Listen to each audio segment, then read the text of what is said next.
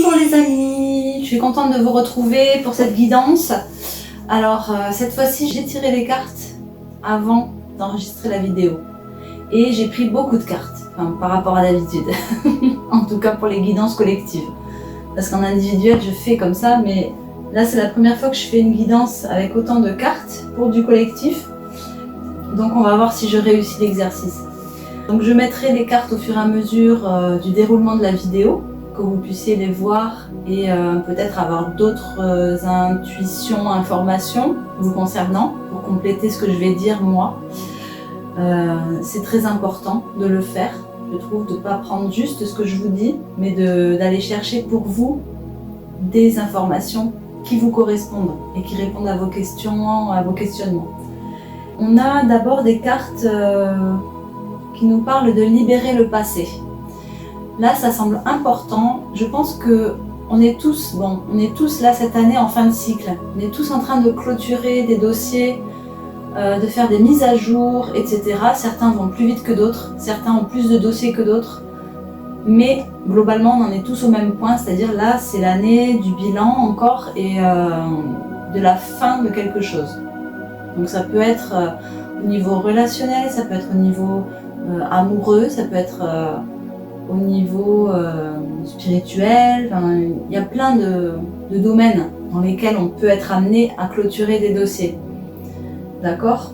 Mais ça nous touche nous personnellement, c'est lié à notre transformation en fait. Et donc là, les cartes que j'ai tirées cette fois-ci, donc elles parlent de libérer les mémoires du passé. Donc libérer les mémoires du passé et notamment les vœux. Alors peut-être que ça parle à certains d'engagement, peut-être que certains se sont engagés dans une voie et on leur dit que peut-être c'est le moment de remettre en question cet engagement. Peut-être que ça parle à des personnes qui sont en couple mais qui ne sont plus bien dans leur couple en fait. Et on leur dit peut-être que tu peux revoir le vœu que tu as formulé. C'est pas l'amour, c'est pas forcément pour la vie, l'amour en couple, j'entends. Voilà, on peut être bien avec une personne à tel moment et puis on évolue différemment et on se correspond plus et c'est le moment de partir. Donc peut-être il y a de ça. Et puis ça peut aussi parler en fait des vœux des ancêtres. C'est-à-dire je marche dans les pas de mon père, mon grand-père, ma grand-mère, que sais-je, qui sais-je. Voilà, je marche dans les traces de quelqu'un qui fait partie du passé, dans ma famille, dans ma lignée. Mais en fait, c'est pas moi. C'est pas mes pas en fait. Moi, j'ai envie d'arpenter d'autres chemins, donc ça peut parler de ça aussi. Donc il y a ce travail-là de libération. Après, on nous dit de nous fier à la connaissance des étoiles et de voir le monde avec les yeux de notre âme. Donc tout ça, ça me fait dire qu'il faut qu'on prenne de la hauteur et qu'on ouvre notre champ de vision, notre champ de compréhension, notre champ de conscience.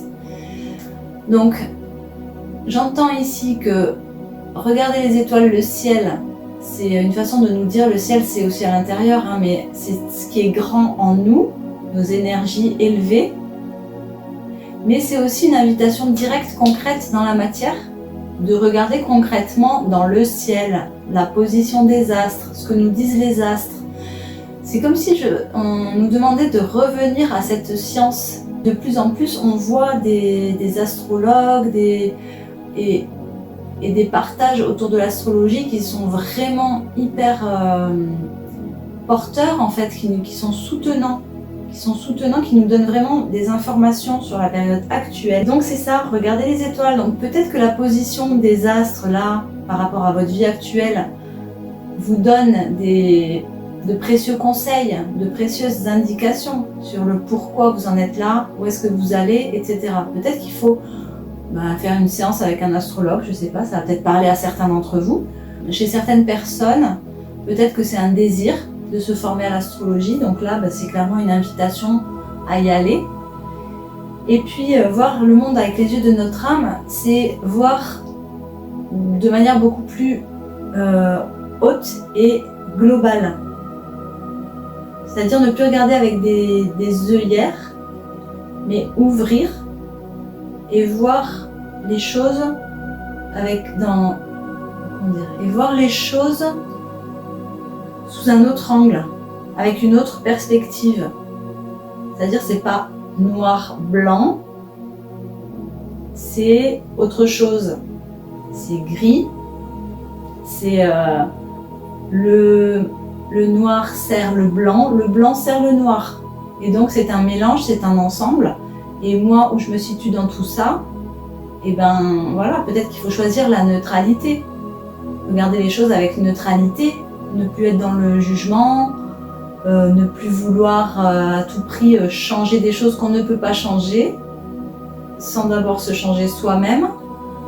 Et du coup, c'est revenir à soi, c'est refaire ce travail d'unité à l'intérieur, d'unité entre cette énergie qui va vers la lumière et puis nos ombres en fait, qui nous maintiennent dans certains états qui sont plus d'actualité peut-être, quelque chose comme ça.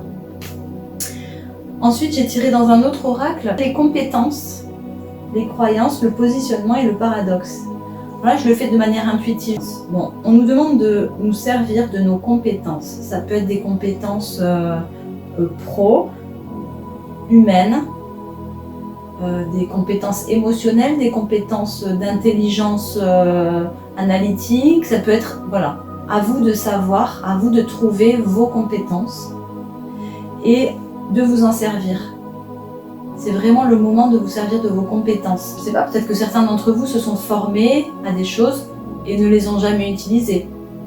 Peut-être que certains faisaient un métier avant, c'est plus le cas aujourd'hui, ils ont mis ça de côté, ils ont fermé le dossier. Ben, c'est peut-être à réouvrir en fait. C'est comme si on disait que vos compétences, celles qui correspondent à l'être que vous êtes, hein, en fait, vos compétences de cœur, j'entends. C'est vraiment les compétences qui sortent du lot. Vous voyez ce que je veux dire? Ben là, par exemple, ce que je suis en train de faire, moi, tout le monde ne va pas pouvoir le faire. Tout le monde n'a pas envie de faire ça. Tout le monde n'a pas ce feeling ni avec les cartes, ni avec le fait de recevoir des informations, par exemple. Moi, je le fais parce que ça me fait vibrer, ça me nourrit. Et voilà, ça c'est une compétence que je mets au service. Vous avez une compétence à mettre au service. C'est ça que j'entends. Donc il faut y aller, quoi. Il faut oser y aller. Les croyances, le positionnement et le paradoxe. On nous demande de réconcilier nos paradoxes. Ça revient à ce que je disais tout à l'heure entre le noir et le blanc. C'est faire l'unité, faire le gris. Pas faire grise mine, hein, faire le gris, c'est-à-dire mettre tous, comment dire, unifier, mettre tout au même niveau. Comme quand il neige.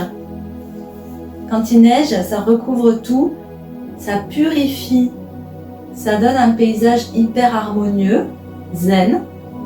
Voilà, c'est ça qu'on vous demande de faire.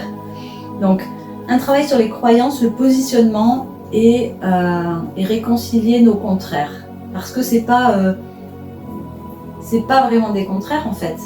Ce sont des tendances qui peuvent être tout à fait complémentaires et qui ne s'opposent pas, il n'y a pas de lutte. On n'a pas à lutter contre telle ou telle tendance, on peut les accueillir toutes et avancer avec qui on est vraiment. Vous voyez, moi j'adore être avec du monde et pourtant quand on voit ma vie, je suis hyper solitaire. Voilà. J'adore les gens, mais je suis très solitaire. Ben, c'est pas paradoxal en fait. Voilà. Pendant cette guidance, là, je sens qu'il y a des personnes qui libèrent. Il y a des charges là qui partent, des charges émotionnelles et des charges mentales. C'est normal, voilà, laissez faire. Ouais, donc après, ça nous parle d'espoir. Le vœu, l'espoir, la résilience et l'acceptation. C'est quand même... c'est tout un chemin ça, en soi. Hein.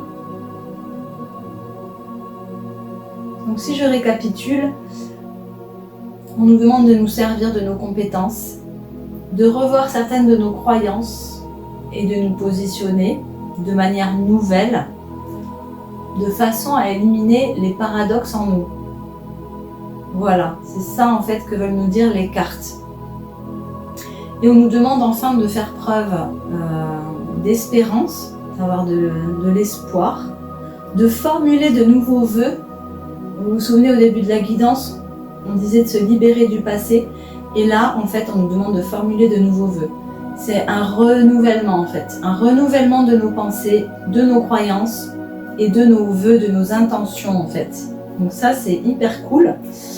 Et de faire preuve de résilience, c'est-à-dire d'accepter, comme cette petite plante qui a dû braver tous les éléments, le soleil brûlant, le manque d'eau, puis la pluie abondante, la tempête, le vent, pourquoi pas la neige, le gel, etc., mais qui est toujours là et qui a poussé, qu'est-ce qu'elle a fait à travers toutes ces épreuves? Elle s'est renforcée.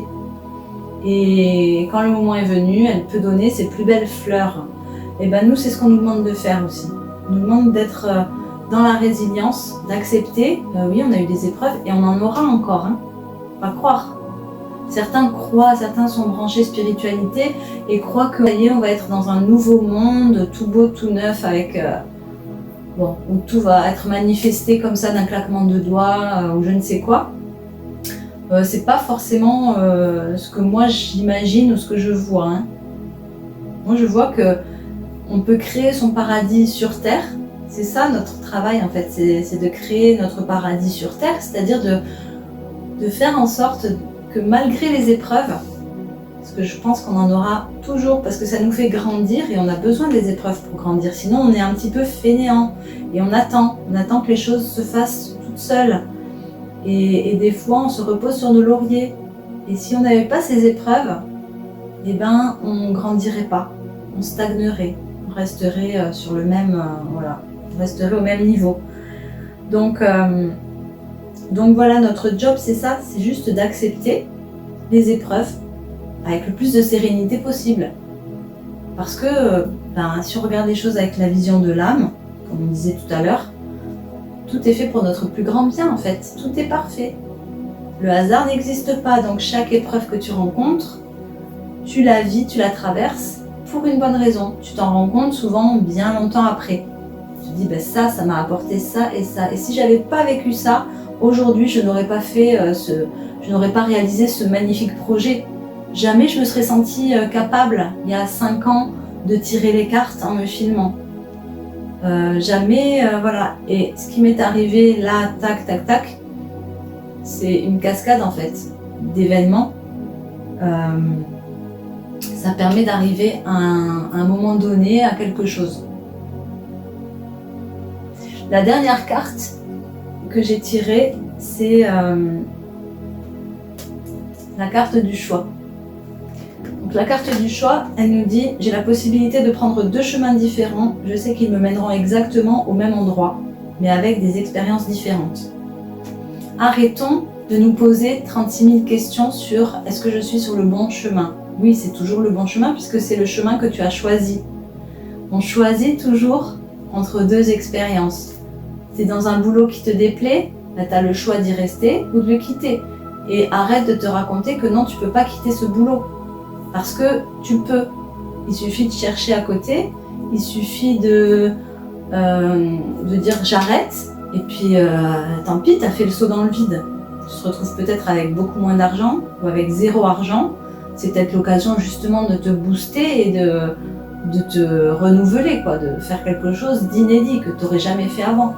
Enfin, il y a toujours des choses comme ça où on se raconte l'histoire que non, je ne peux pas faire autrement.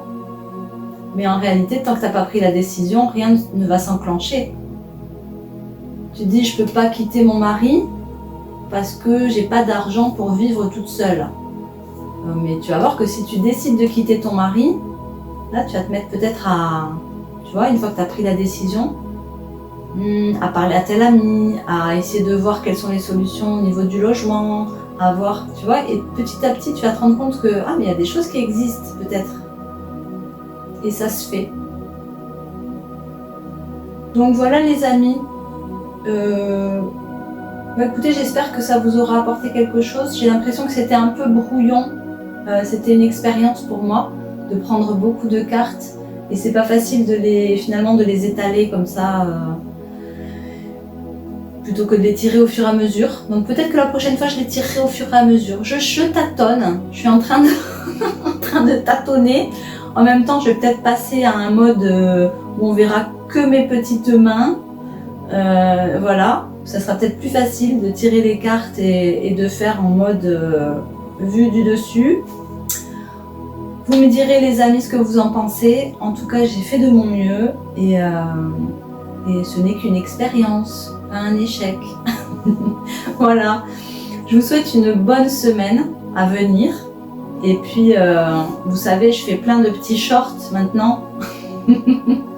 Et donc, n'hésitez pas à aller voir les shorts. Vous en trouverez peut-être un à votre taille. Allez, à bientôt. Ciao.